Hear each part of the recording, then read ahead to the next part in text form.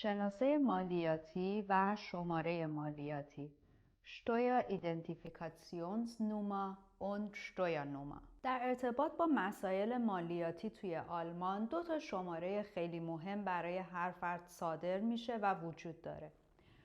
شناسه مالیاتی Steuer-ID و شماره مالیاتی Steuernummer. توی این ویدیو میخوایم توضیح بدیم که این شماره ها چی هستن و به چه دردی میخورن. شناسه مالیاتی چیه؟ شناسه مالیاتی یا Steuer-ID یک شماره شخصیه که برای هر فردی در آلمان صادر میشه.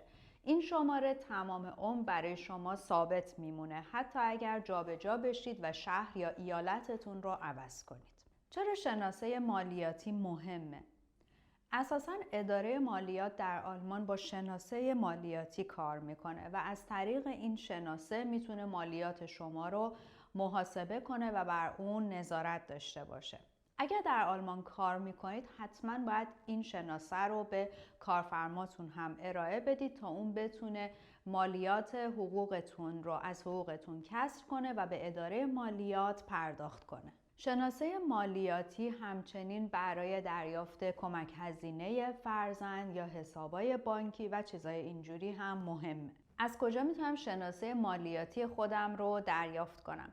وقتی که شما وارد آلمان میشید و اسمتون رو به عنوان ساکن یک شهری در شهرداری ثبت میکنید و به اصطلاح آلمانی ملد میکنید، برای شما از طریق پست یک نامه از اداره مالیات میاد که توی اون شناسه مالیاتیتون نوشته شده.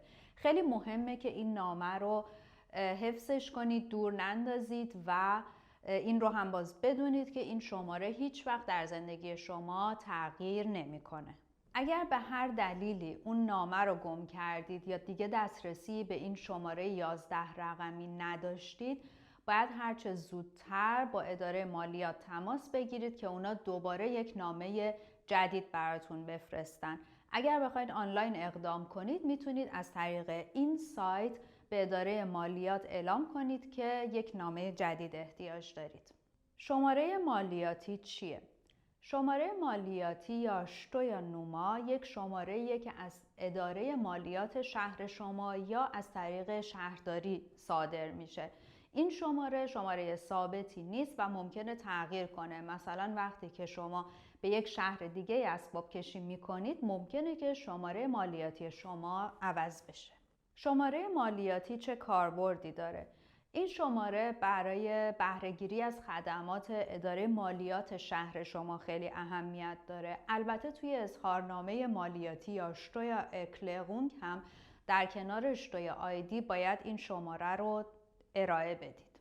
نکته مهم اینه که هر دوی این شماره ها برای امور مالیاتی در آلمان خیلی مهم هستن و ما باید همیشه این دوتا شماره رو دم دستمون داشته باشیم.